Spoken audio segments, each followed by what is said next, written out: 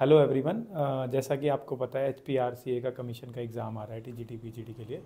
तो उसके लिए कुछ इंपॉर्टेंट क्वेश्चंस हम डिस्कस कर रहे हैं। प्रीवियस ईयर क्वेश्चंस हैं ये, ठीक है। और फिज़िक्स के कर रहे हैं अभी। देन नेक्स्ट हम धीरे धीरे और सीरीज़ भी GS और HPG के और हिंदी और इंग्लिश भी कवर करने की कोशिश करेंगे। टाइम थोड़ा कम है, सो इसलिए बहुत ज़्यादा डिटेल एक्सपेक्ट ना करें, क्योंकि अगर अभी हम डिटेल करने लगे तो फिर क्वेश्चंस प्रैक्टिस के लिए बहुत ही कम समय बचा हुआ है, ठीक है। सो अभी के लिए हम क्वेश्चंस करते हैं। मैं जहाँ जहाँ क्वेश्चंस हैं वहीं पे आपको इलाबोरेशन देता जाऊँगा, ठीक है। बाकी किसी और सेक्शन स्पेसिफिक अगर आपको कुछ चीज़ें चाहिए, so you can comment up and then will see कि किस चीज़ की मैक्सिमम डिमांड आ रही है और फिर उस हिसाब से हम आगे चलेंगे। चलिए, सो विदाउट वेस्टिंग टाइम हम क्वेश्चंस करते हैं। सो फर्स्ट क्वेश्चन, अच्छा ये सारे किसी ना किसी पेपर से उठाए हुए क्वेश्चन हैं, प्रीवियस ईयर कमीशन के ही जो पेपर आए हैं TGT PGT नॉन मेडिकल और मेडिकल के, ठीक है। सो ये इससे आपको ये आइडिया लग जाएगा कि किस तरह के क्वेश्चंस आते हैं और रिलेटेड टॉपिक्स ही आपको फिर पढ़ने चाहिए, ठीक है। सो फर्स्ट क्वेश्चन है, pressure gradient has the same dimensions as that of. तो डायमेंशनल फार्मूला बेसिकली पूछ रहा है। सो सबसे पहली जो चीज़ आपको पता होनी चाहिए, ग्रेडियंट क्या होता है। ग्रेडियंट होता है किसी भी चीज़ को अगर हम उसका वेरिएशन अगर हम विद लेंथ देखें तो उस चीज़ को ग्रेडियंट बोलते हैं। जैसे अगर प्रेशर ग्रेडियंट बोल रहा है तो delta P bye delta L, मतलब change in pressure with change in length या चेंज इन डायमेंशन। जरूरी नहीं है लेंथ हो, ब्रेड्थ, हाइट कुछ भी हो सकता है। ऐसे ही टेम्परेचर ग्रेडियंट होगा तो delta T by delta L या डेल्टा T बाय, और जनरलाइज जो फॉर्मूला है delta T by delta X है, where x is any dimension, ठीक है। तो याद क्या रखना है, पहली चीज़ जो याद रखनी ये है कि ग्रेडियंट अगर पूछता है तो किसी भी फिजिकल क्वांटिटी का, टेम्परेचर, प्रेशर, वेलोसिटी का, वोल्टेज का ग्रेडियंट अगर पूछता है तो वो डायमेंशन के साथ उस फिजिकल क्वांटिटी में क्या चेंज आ रहा है वो पूछ रहा है, ठीक है। ओके, सो प्रेशर ग्रेडियंट का डायमेंशन इन चारों में से किसके साथ सेम होगा वो पूछ रहा है। तो प्रेशर ग्रेडियंट बहुत ही सिंपल सी चीज़ है। प्रेशर ग्रेडियंट क्या बनेगा, P by L, delta P by delta L या फिर P बाय एल, ठीक है। सो अब अगर हम एनर्जी ग्रेडियंट देखें तो एनर्जी ग्रेडियंट क्या होगा, E बाय एल, ठीक है, जो कि होगा force into displacement upon length. But अगर हम P बाय एल को देखें तो वो क्या होगा, प्रेशर क्या होता है, फोर्स अपॉन एरिया, और एल आएगा तो ये क्या बनेगा, F by A into L. तो सामने दिख रहा है कि ये तो मैच नहीं कर रहा, ये फोर्स इंटू डिस्प्लेसमेंट, इससे ये कटेगा, ऑब्वियस ही बात है, तो फोर्स ही बचेगा एनर्जी में, ठीक है। और जबकि हमें चाहिए ये चीज़, बट फर्स्ट ऑप्शन में हमें फोर्स बच रहा है, ठीक है। तो चलिए, तो ये चीज़ है। अब सेम ऐसे ही वेलोसिटी ग्रेडियंट अगर हम बनाएं, सेकंड ऑप्शन देखते हैं, तो वेलोसिटी ग्रेडियंट क्या होगा, वेलोसिटी अपॉन लेंथ। अब ये भी वेलोसिटी अपॉन लेंथ, देखो कहीं से भी ये इसके साथ मैच नहीं कर रहा। तीसरा देखें हम, पोटेंशियल ग्रेडियंट। तो पोटेंशियल ग्रेडियंट भी क्या होगा, पोटेंशियल एनर्जी अपॉन लेंथ। तो अभी हमने देखा, देखो कोई भी एनर्जी होगी, ठीक है, उसका ग्रेडियंट क्या बनेगा, एनर्जी अपॉन लेंथ क्या बनेगा, force into displacement upon length. तो अल्टीमेटली क्या डायमेंशन आएगा, फोर्स का। तो हम देख रहे हैं कि तीनों में से किसी के साथ भी प्रेशर ग्रेडियंट का डायमेंशन मैच नहीं कर रहा है। तो जो सही ऑप्शन होगा वो क्या होगा, option D, none of this. I hope ये क्वेश्चन समझ आया होगा। नेक्स्ट क्वेश्चन की तरफ मूव करते हैं। Two bodies are thrown up with initial velocities. आप एक बार क्वेश्चन रीड जरूर कीजिए, फटाफट से देखिए क्वेश्चन क्या है।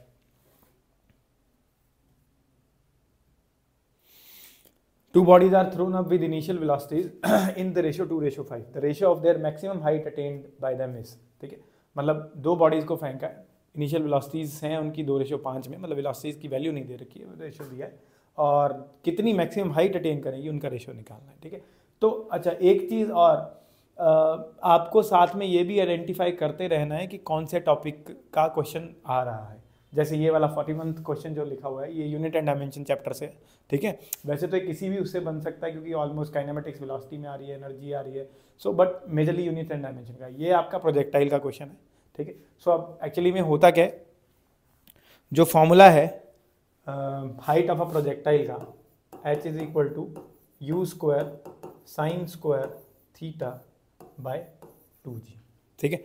दो कंफ्यूजिंग फॉर्मूले हैं, मैं दोनों लिख रहा हूँ, ठीक है। जो वर्टिकल हाइट है इसको V या H से डिनोट करते हैं, जो वर्टिकल हाइट अटेन करता है प्रोजेक्टाइल, ठीक है। आई होप प्रोजेक्टाइल सबको क्लियर होगा। अगर नहीं है तो आप कमेंट सेक्शन में डाल सकते हैं व्हाट इज, मतलब डिटेल्ड चीज़ें। तो मैं कोशिश करूंगा कि छोटी छोटी वीडियोस इन टॉपिक्स पे बनाऊं, ठीक है। अभी हम उसके बारे में ज़्यादा डिस्कस नहीं करेंगे, मैं सिंपल सी बात ये बता देता हूँ कि अगर किसी भी ऑब्जेक्ट को हम एक इनिशियल वेलोसिटी देके किसी हाइट से या ग्राउंड से भी छोड़ें, एक इनिशियल वेलोसिटी देके, एंड देन वही ऑब्जेक्ट फाइनली मतलब एक वेलोसिटी देने के बाद सिर्फ ग्रेविटी के अंडर मूव करे तो उसको प्रोजेक्टाइल बोलते हैं। फॉर एग्जांपल अगर मैं इसी पेन को यहाँ से वेलोसिटी देके छोड़ दूँ तो ये अल्टीमेटली सिर्फ ग्रेविटी के अंडर मूव करेगा and this pen then becomes a projectile, ठीक है। अगर इसको मैं यहाँ से ऊपर से सिर्फ छोड़ दूँ तो इस पर मैंने कोई वेलोसिटी नहीं दी, अभी ये प्रोजेक्टाइल नहीं है, अभी ये मोशन फ्री फॉल है। तो ये डिफरेंसेस आपको पता होने चाहिए, ठीक है। हम बहुत ज़्यादा इस पर बात अभी नहीं करेंगे, अभी हम क्वेश्चन सॉल्व करते हैं। तो एक फॉर्मूला ये है वर्टिकल रेंज का, और जो हाइट है एच से कंफ्यूज ना हो, एच हॉरिजॉन्टल रेंज भी होता है, ठीक है। और जो हॉरिजॉन्टल रेंज होती है इसको आर से डिनोट करते हैं या एच से डिनोट करते हैं, ठीक है। तो वहाँ फॉर्मूला क्या होता है, u square sine 2 theta by g. तो ये फ़र्क है याद करने का। देखो मैंने ऐसे याद कर रखा है कि वर्टिकल ऊपर जाता है तो जो 2 है वो स्क्वायर पे जाता है। आप और अपनी ट्रिक्स बना सकते हैं, छोटी छोटी ट्रिक्स हैं, इससे आपको याद रखने में आसानी होती है। अब पूछ क्या रहा है, ratio of their maximum height. अब बच्चा पूछेगा सर मैक्सिमम हाइट कैसे निकले, भैया देखो फॉर्मूला ये यूज़ करना है। अब दो प्रोजेक्टाइल्स की रेशियो दे रखी है तो वेलोसिटी फिक्स हो गई, ठीक है। 2 वैसे ही कांस्टेंट है, जी भी कांस्टेंट है, तो अल्टीमेटली बच क्या आपके पास, थीटा एंगल बच गया। अब अपना दिमाग लगाओ कि हाइट मैक्सिमम कब होगी। हाइट मैक्सिमम कब होगी, जब हम सीधा यूं फेंकेंगे, किसी एंगल पे फेंकेंगे तो हाइट मैक्सिमम नहीं जाएगा, क्योंकि वो कुछ तो हॉरिजॉन्टल डिस्टेंस भी ट्रैवल करेगा। तो वर्टिकल डिस्टेंस मैक्सिमम तभी हो सकता है जब हम सारी की सारी फोर्स या सारी की सारी वेलोसिटी वर्टिकली देंगे, ठीक है। तो उसको करने के लिए अगर हम वर्टिकली ऑब्जेक्ट को फेंकते हैं तो थीटा क्या हो जाएगा, थीटा यहाँ पे क्या होगा 90 डिग्री। आई होप 90 डिग्री कहाँ से आया ये क्लियर हुआ है, क्योंकि हमें वर्टिकली ऑब्जेक्ट को फेंकना है ताकि हाइट मैक्सिमम ले सके। तो अगर थीटा 90 डिग्री हुआ तो इस फॉर्मूले में अगर हम थीटा को 90 डिग्री पुट करते हैं तो साइन 90 कितना होता है 1, तो साइन 90 का स्क्वायर भी मतलब 1 का स्क्वायर भी कितना होगा 1। तो एच मैक्स का जो फॉर्मूला बनेगा या बी मैक्स या एच मैक्स का जो फॉर्मूला बनेगा वो क्या बन जाएगा, you square by 2g। I hope यहाँ तक क्लियर होगा। एच मैक्स का जो फॉर्मूला बनेगा वो बनेगा क्या, यू स्क्वायर बाय 2g। अब क्वेश्चन ने दे रखा है क्या, रेशियो ऑफ वेलोसिटीज। देखो ध्यान से, अब अगर दो वेलोसिटीज दी हैं तो मैं आपका एक मिनट, आई होप यहाँ तक क्लियर है। मैं एक बार इरेज करके दोबारा से कर रहा हूँ, ठीक है। चलो तो v max is equal to u square by 2g, ये हमारा फॉर्मूला है मैक्सिमम वर्टिकल हाइट निकालने का। तो अब एक की मैक्सिमम हाइट और दूसरे की मैक्सिमम हाइट का रेशियो अगर हमें निकालना है, v max 1 upon v max 2। तो अगर हम ध्यान से देखें तो देखो दोनों चीज़ों में, दोनों फॉर्मूलों में 2g कॉमन होगा जो कि सेम वैल्यू होगी, तो ये कट जाएगा। तो ये क्या आएगा, u1 का स्क्वायर बाय 2g, ठीक है, अपॉन u2 का स्क्वायर बाय 2g। तो अगर हम ध्यान से देखें तो क्या बचेगा ultimately, u1 square 2g upon u2 square. तो ये खत्म, तो बचा क्या, u1 square upon u2 square. सो अब u2 की वैल्यू रखो और क्वेश्चन आपका खत्म। u1 कितना है 2 का स्क्वायर 4 और u2 कितना है 5, तो 5 का स्क्वायर 25। तो आंसर प्रोबेबली ये 4/4 इज देयर करेक्ट आंसर। कृपया वीडियोस को ध्यान से देखें। आई होप आपको चीज़ें क्लियर हो रही होंगी, ठीक है। चलें, I hope second question clear है। थर्ड क्वेश्चन करते हैं, ठीक है। चलो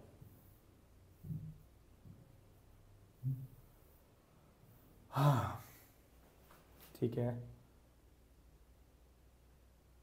A bullet loses 1/20th of its velocity after penetrating a plank। ये थोड़ा सा लंबा क्वेश्चन है, ठीक है। A bullet loses 1/20th of its velocity after penetrating a plank। How many planks are required to stop the bullet? Question क्या बोल रहा है कि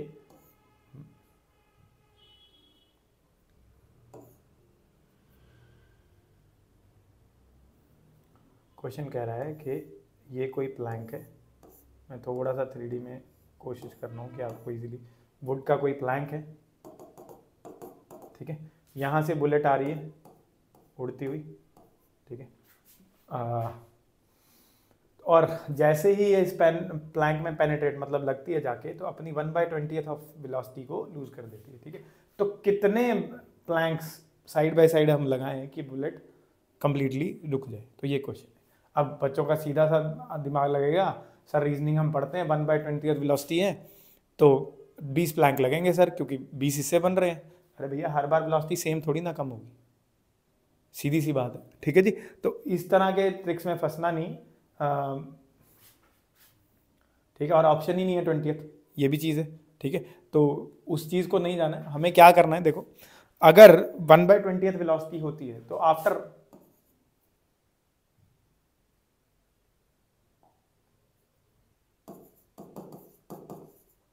फर्स्ट पेनिट्रेशन या आफ्टर फर्स्ट प्लैंक वेलोसिटी कितनी रह जाएगी? ऑब्वियसली बात है 19/20 बी ओरिजिनल वेलोसिटी का 19/20 रह जाएगा, क्योंकि 1/20 पार्ट खत्म हो चुका है। ठीक है ना। तो अब अगर ऐसा होता है और फाइनल वेलोसिटी कितनी, वी फाइनल कितना होना चाहिए? 0, क्योंकि बुलेट को स्टॉप होना है तो वी फाइनल 0 है। तो अब हम फाइनल वेलोसिटी निकाल सकते हैं।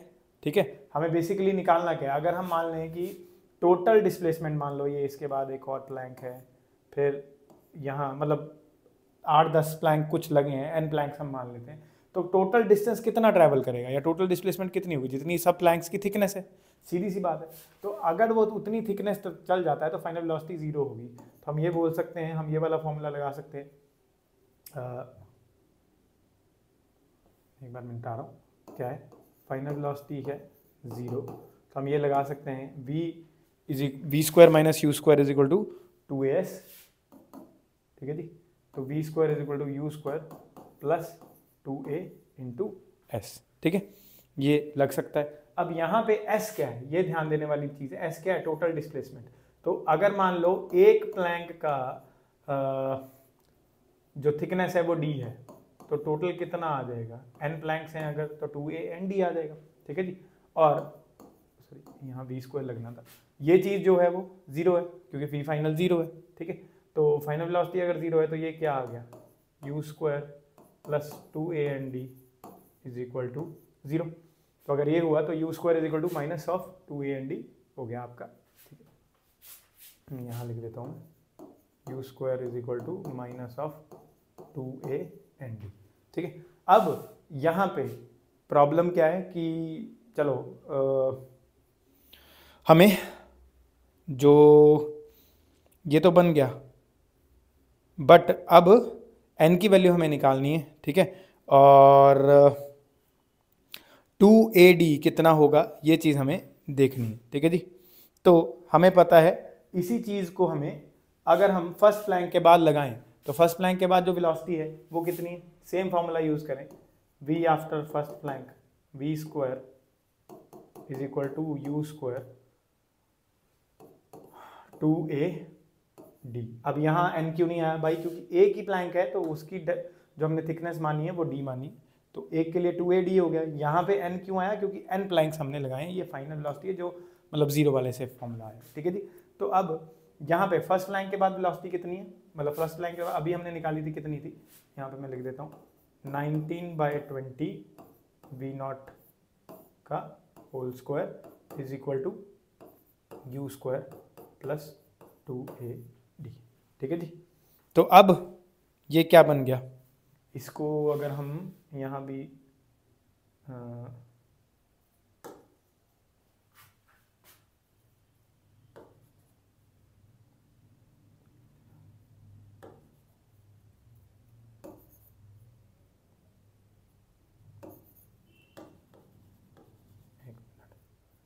यहाँ पे भी आपका क्या आ जाएगा, u² की जगह v0 का स्क्वायर रख देंगे।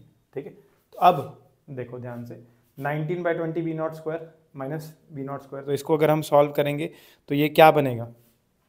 2ad इज इक्वल टू 19 का स्क्वायर 361, 20 का square 400, v0² minus of v0²। तो 400 में से 361 जाएगा तो ये क्या बचेगा?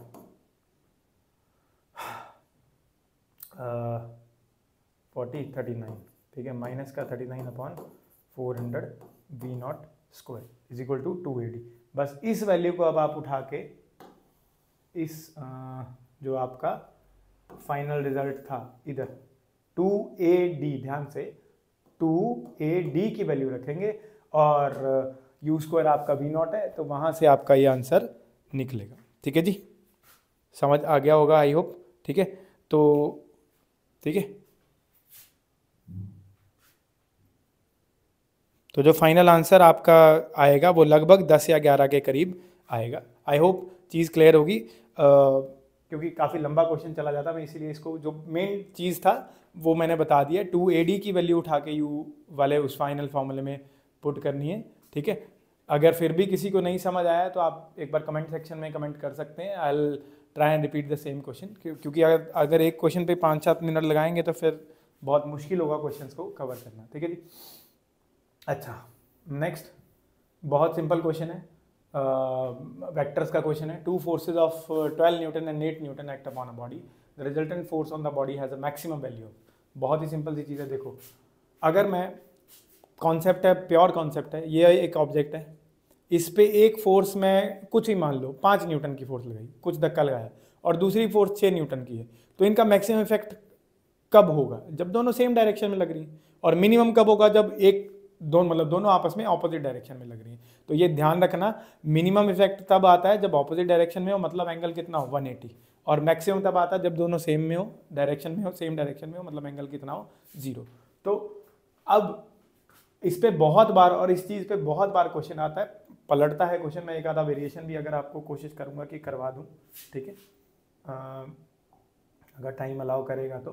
ठीक, तो 2 फोर्सेज मैक्सिमम कब होंगी, मतलब 2 फोर्सेज का रिजल्टेंट बेसिकली पूछ रहा है, वो मैक्सिमम कब होगा? जब दोनों सेम डायरेक्शन में लग रही हैं। तो अगर सेम डायरेक्शन में लगेंगी तो एंगल कितना होगा 0, और दोनों फोर्सेज क्या हो जाएंगी, ऐड हो जाएंगी, तो 12 और 8 आंसर होगा बी। इसको आप इससे भी कर सकते हैं कि r square is equal to a square plus b square plus 2ab cos theta. Actually में क्वेश्चन यहीं से हो रहा है, मैं आपको सिर्फ शॉर्टकट बता रहा हूँ कि जब दोनों सेम डायरेक्शन में होंगी तो थीटा कितना हो जाएगा 0। अब cos 0 कितना होता है भाई 1, तो जैसे ही हम यहाँ 1 पुट करेंगे ये पूरा फॉर्मूला क्या बच जाएगा, a प्लस बी का whole square, a square plus b square plus 2ab, ये टर्म 1 हो जाएगी, तो a square plus b square plus 2ab a plus b whole square होता है। तो आर स्क्वायर जब ए प्लस बी का होल स्क्वायर है तो अंडर रूट दोनों तरफ अगर लें तो r is equal to a plus b होगा।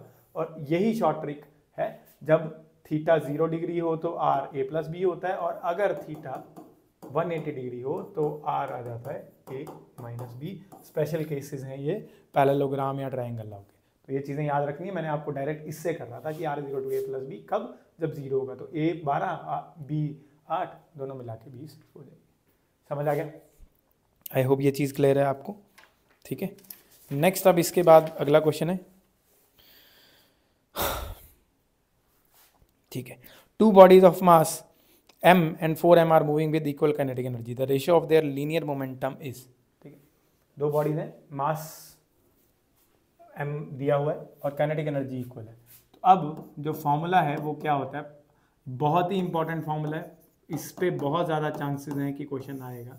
काइनेटिक एनर्जी और मोमेंटम का जो रिलेशन है, p is equal to √2m के। ठीक है, क्या रिलेशन है? p is equal to √2m के। ठीक है, तो अब दोनों की काइनेटिक एनर्जी बराबर है, तो k1 is equal to k2 is equal to k हो गया, क्वेश्चन बोल रहा है।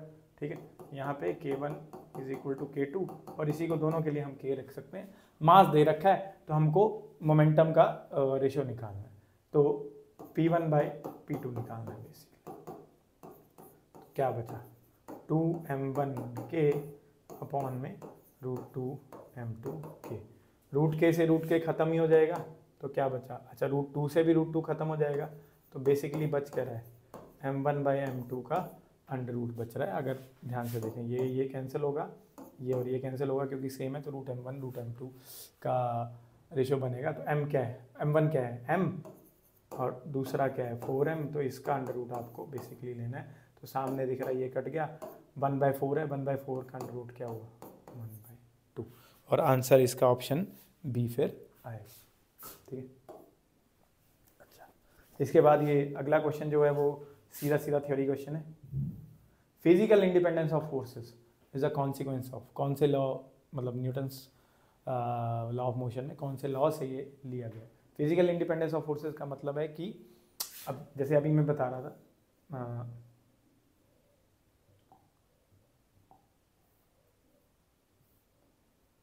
मान लीजिए ये एक ऑब्जेक्ट है, तो इस पर एक फोर्स यहाँ से लग रही है, एक फोर्स यहाँ से लग रही है, ये F1 है मान लो, ये F2 है।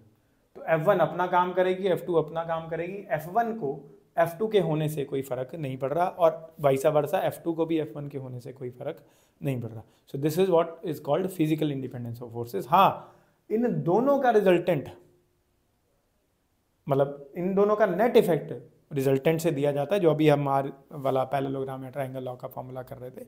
बट इंडिविजुअल फोर्सेस पे कोई फर्क नहीं पड़ रहा। ये ऐसा ही है, मान लो आप 3 दोस्त हैं, सोनू, मोनू, गोलू। तो सोनू बीच में खड़ा है, मोनू एक तरफ से धक्का लगा रहा है और गोलू दूसरी तरफ से धक्का लगा रहा है। तो गोलू का धक्का मोनू के धक्के पे डिपेंड नहीं कर रहा है, ठीक है जी। हाँ, उस जो सोनू बीच में खड़ा है जिस पे धक्का लग रहा है, उस पे जो नेट इफेक्ट है वो कैसा होगा, उन दोनों का सम होगा, vector sum obviously. But individual forces पे कोई फर्क नहीं पड़ेगा। ये है फिजिकल इंडिपेंडेंस ऑफ फोर्सेस। तो ये किसका कॉन्सिक्वेंस है? Direct first law of motion का ये कॉन्सिक्वेंस है, ठीक है जी। फर्स्ट लॉ क्या कहता है कि ऑब्जेक्ट, लॉ ऑफ इनर्शिया भी उसको कहते हैं, ठीक है। तो फर्स्ट लॉ कहता है कि every body continues to be in state of rest और uniform motion until acted by a force which makes it to change the direction of motion or the state of rest or the conditions of motion, ठीक है। तो मतलब अगर force लगती है तो वो अपना इफेक्ट देती है और इसलिए वो फर्स्ट लॉ का, ठीक है। चलिए नेक्स्ट क्वेश्चन देखते हैं। हाँ, a motorcyclist doubles his velocity when he is having a turn. The force exerted on him towards the center is.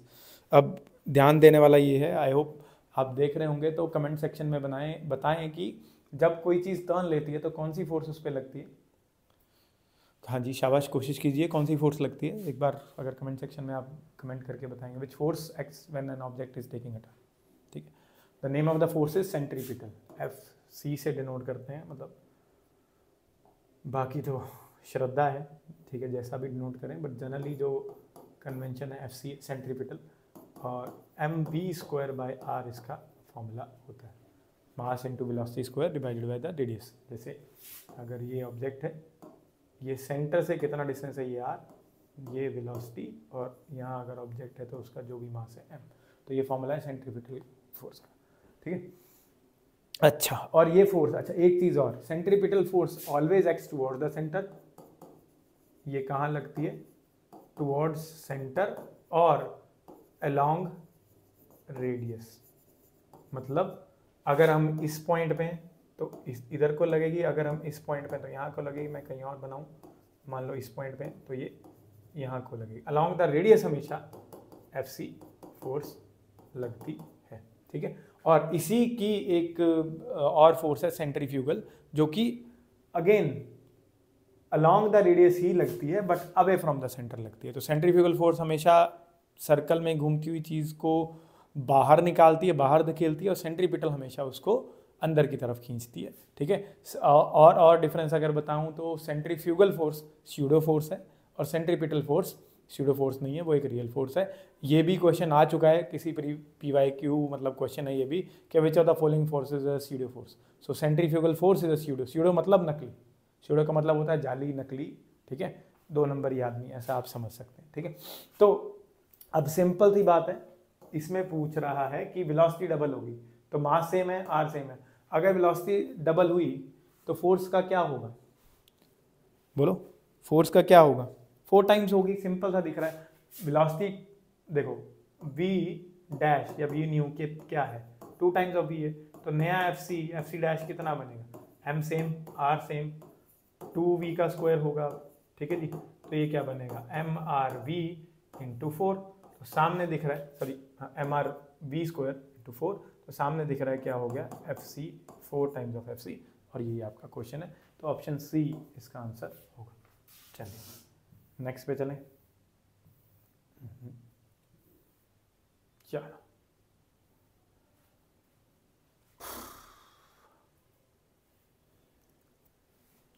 अब अगला क्वेश्चन है कि when kinetic energy of a body, एक बार क्वेश्चन रीड कीजिए आप।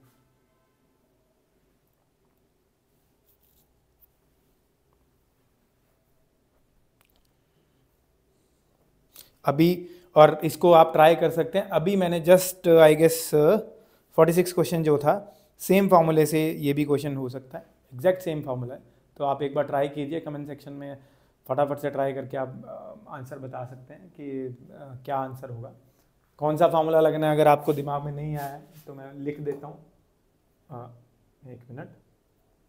जिनको दिमाग में आ गया वो फार्मूला यूज़ करके क्वेश्चन का आंसर दे दिया, और नहीं आया है तो मैं लिख रहा हूँ, अभी लिख के हटा था। P is equal to √2mk, where P is momentum, 2 तो 2 ये मास, m मास है और k काइनेटिक एनर्जी है। ठीक है, तो फटाफट से इसको कीजिए ज़रा।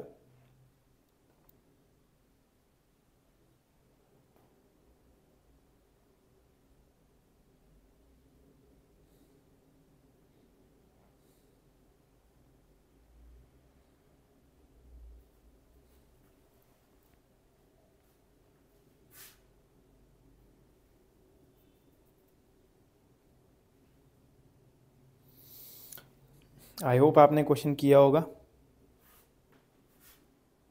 ठीक है, तो क्या करना है, देखो ये है काइनेटिक एनर्जी 300% से इंक्रीज हुई, तो मान लो ओरिजिनल काइनेटिक एनर्जी k है।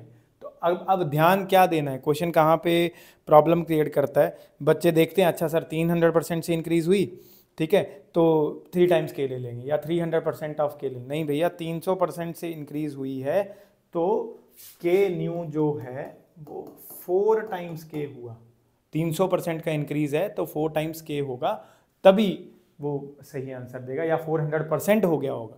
ठीक है ना भाई, 1 रुपया अगर 300% से बढ़ा तो वो 3 रुपया थोड़ी बनेगा, वो 4 रुपया बनेगा ना, एक ऑलरेडी था। ठीक है, ये चीज़ का कॉन्सेप्ट का ध्यान रखें। तो k न्यू पुट करें तो p न्यू में से बस आंसर निकालना है, तो 2m, k न्यू की जगह क्या आएगा 4k बस। ठीक है, तो अब देखो 2mk इंटू 4 और इस पूरे का अंडर रूट। अब ये क्या है, ये था आपका ओरिजिनल मोमेंटम, तो p न्यू क्या हो गया √4 टाइम्स p। ठीक है, और √4 क्या होता है 2, तो p न्यू क्या बन गया 2 टाइम्स ऑफ p। सर 2 तो है ही नहीं। अच्छा, आंसर क्या आएगा 200 आएगा क्या, नहीं, फिर से गलत। नया मोमेंटम 2 गुना है ओरिजिनल मोमेंटम का। तो क्वेश्चन क्या पूछ रहा है कि इंक्रीज कितना हुआ, momentum of the body is increased by, already p था, नया जो मोमेंटम है p न्यू वो 2 गुना हो गया p का, तो इंक्रीज कितना है 1%, मतलब 100% से इंक्रीज हुआ, तो आंसर होगा क्या 100%। समझ आ गया? ठीक है, अच्छा next, an elevator is run by cables at constant speed. कुछ नहीं है, एक लिफ्ट है, ठीक है, यूं, ठीक है, और उस पर केबल लगी है और ये केबल ऊपर या नीचे चल रही है, कुछ कंडीशन इसने नहीं दिया, ठीक है, और जो स्पीड है इस केबल की, मतलब केबल लिफ्ट की मूवमेंट की जो स्पीड है, ऑब्वियसली ऊपर मोटर लगेंगे, वो कांस्टेंट है। ठीक है, तो work done by the elevator is कितना है ये पूछ रहा है। ठीक है, अब देखो वर्क डन क्या होता है, W is force into displacement. अब अगर लिफ्ट ऊपर या नीचे चल रही है, ठीक है, तो डिस्प्लेसमेंट तो है ही है, बट क्वेश्चन ये है कि क्या फोर्स लग रही है इस पर। ऑब्वियस सी बात है सर, कोई चीज़ चलेगी तो फोर्स तो लगेगी। देखो फिजिक्स में क्या होता है कि अगर वेलोसिटी या स्पीड कांस्टेंट है तो कोई भी फोर्स उस ऑब्जेक्ट पे नहीं चाहिए। क्यों? क्योंकि ये न्यूटन्स लॉ, फर्स्ट लॉ को वायलेट करेगी। क्या कहता है फर्स्ट लॉ कि every object continues to be in state of, जो भी उसका स्टेट है उस स्टेट में वो रहेगा अनटिल अनलेस कोई फोर्स लगती है। तो अब अगर स्पीड कांस्टेंट है तो उसकी स्टेट चेंज कहाँ हो रही है, वो कांस्टेंट स्पीड से चल रहा है, तो उस पर कोई भी फोर्स नहीं लगेगी। अब बच्चों के दिमाग में ये आएगा सर स्पीड कांस्टेंट होगी तो फ्रिक्शनल फोर्स तो लगती है। अरे भाई, फ्रिक्शन को यहाँ पे निगलेक्ट किया जाता है क्योंकि फ्रिक्शन एक एक्सटर्नल फोर्स है। अगर आप फ्रिक्शन और साथ में एयर रेजिस्टेंस को निगलेक्ट करते हैं, स्पीड तभी कांस्टेंट रह सकती है, अदरवाइज तो किसी भी मूविंग ऑब्जेक्ट की स्पीड कांस्टेंट होगी ही नहीं, वो अल्टीमेटली एक पॉइंट पे जाके रुक ही जाएगा। ठीक है, तो अगर हम फ्रिक्शन और एयर रेजिस्टेंस और बाकी डिसिपेटिव फोर्सेस को अगर हम निगलेक्ट कर दें तभी स्पीड कांस्टेंट हो सकती है। और अगर कांस्टेंट स्पीड है तो अगर एक ऑब्जेक्ट कांस्टेंट स्पीड से चल रहा है तो उसकी मोशन को कंटिन्यू करने के लिए कोई भी फोर्स नहीं चाहिए। तो यहाँ पे भी कांस्टेंट स्पीड से चल रहा है तो यहाँ पे F कितना है 0, और इसीलिए वर्क डन कितना होगा 0। आई होप चीज़ें क्लियर हैं। कुछ भी चीज़ का अगर डाउट है तो आप कमेंट सेक्शन में डालिए और हम उसको फिर आगे लेके चलेंगे। मैं नेक्स्ट पार्ट में और अगले क्वेश्चंस भी लेके आऊँगा और भी बाकी सेक्शंस को भी कवर करने की कोशिश करूँगा। पढ़ते रहिए। All the very best. Thank you.